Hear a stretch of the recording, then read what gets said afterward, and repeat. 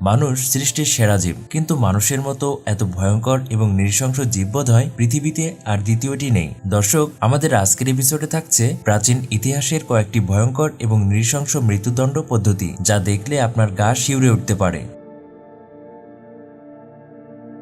নেকলেচিং।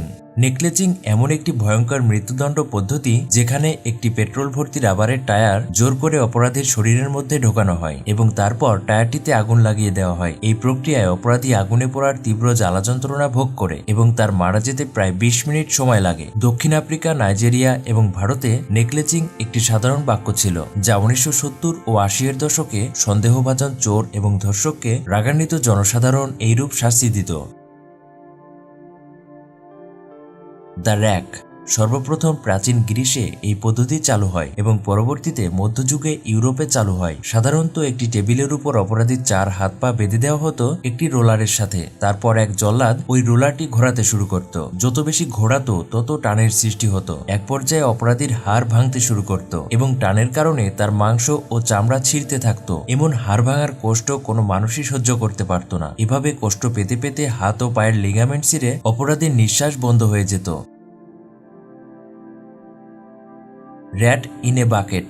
অস্বস্তিকর পরিস্থিতির মধ্যে পড়লে ইঁদুরেরাও অস্থির ও হিংস্র হয়ে ওঠে। ইঁদুরের এই স্বভাবকে অস্ত্র বানিয়েই এই মরণযন্ত্র তৈরি করা হতো। জ্যান্ত ইঁদুরদের একটি বালতির মধ্যে ঢুকিয়ে সেটি উল্টো করে রেখে দেওয়া হতো অপরাধীর পেটের উপরে। তারপর ধাতুর তৈরি বালতির উপর রাখা হতো জ্বলন্ত গরম কয়লা, যার ফলে ধাতুর তৈরি বালতি গরম হয়ে যেত আর ইঁদুরগুলো প্রচন্ড গরম অনুভব করত। এরূপ পরিস্থিতির থেকে বাঁচার জন্য অপরাধীর পেট ছিঁড়ে ইঁদুরগুলো তার দেহের ভেতরে প্রবেশ করে যেত আর দেহের ভেতরে থাকা নাড়ি ও অঙ্গ প্রত্যঙ্গগুলো লন্ডভন্ড করে ফেলত। তাতেও যদি তার মৃত্যু না হতো, তাহলে সেই জ্বলন্ত কয়লা তার পেটের মধ্যে ঢুকিয়ে দেওয়া হতো, যার ফলে তার দেহের অংশ ঝলসে এক ভয়ঙ্কর মৃত্যু ঘটত। Head crusher. একটি মেশিনের মধ্যে অপরাধীর মাথা লোহার তৈরি টুপির মাধ্যমে আটকে দেওয়া হয়। তারপর উপর থেকে স্ক্রু ঘুরিয়ে চাপ সৃষ্টি করা হয়। এক পর্যায়ে চাপের মাধ্যমে তার মাথাটিকে ফাটিয়ে ফেলা হয়। চাপের কারণে আস্তে আস্তে দোষীর চোয়াল ভেঙে যেত আর চোখ দুটো বেরিয়ে পড়ে যেত। তখন সেই অবস্থায় অপরাধীর কাছে মৃত্যুই হলো শান্তি। German chair. দ্য র্যাকের মতো এই শাস্তিতেও অপরাধীকে 2 দিক থেকে বেঁধে দেওয়া হতো এবং তার কোমর বরাবর একটি চেয়ার রাখা হতো। তারপরে একটি যন্ত্রের সাহায্যে চেয়ারটিকে আস্তে আস্তে উপরে ওঠানো হতো, যার ফলে অপরাধীর মেরুদণ্ডে প্রচন্ড চাপের সৃষ্টি হতো। তারপর আস্তে আস্তে মেরুদণ্ডের হাড় ভেঙে যেত এবং তার দেহ ছিঁড়ে যেত। এই পদ্ধতিতে চাপের ফলে এমন অসহনীয় যন্ত্রণার সৃষ্টি হতো যে বেশিরভাগ সময় অপরাধী জল্লাদের কাছে মৃত্যু ভিক্ষা চাইত। ফ্লেইং। এটি স্কিনিং নামেও পরিচিত ছিল। মানব ইতিহাসের সবচেয়ে নির্মম এবং বেদনাদায়ক শাস্তির প্রক্রিয়া হচ্ছে ফ্লেইং। এই প্রক্রিয়ায় অপরাধীকে জীবিত অবস্থায় একটি ধারালো চাকু দিয়ে তার পুরো শরীরের চামড়া তুলে ফেলা হতো। শুধুমাত্র মুখের উপরে চামড়া রেখে দেওয়া হতো। তারপর তার চামড়া তুলে নেওয়া দেহকে রোদে শুকানো হতো। তাতেও যদি অপরাধীর মৃত্যু না ঘটত, তাহলে তাকে একটি পানি অথবা তেল ভর্তি বিশাল হাঁড়ির মধ্যে জ্বালানো হতো। ব্রাজেন বুল।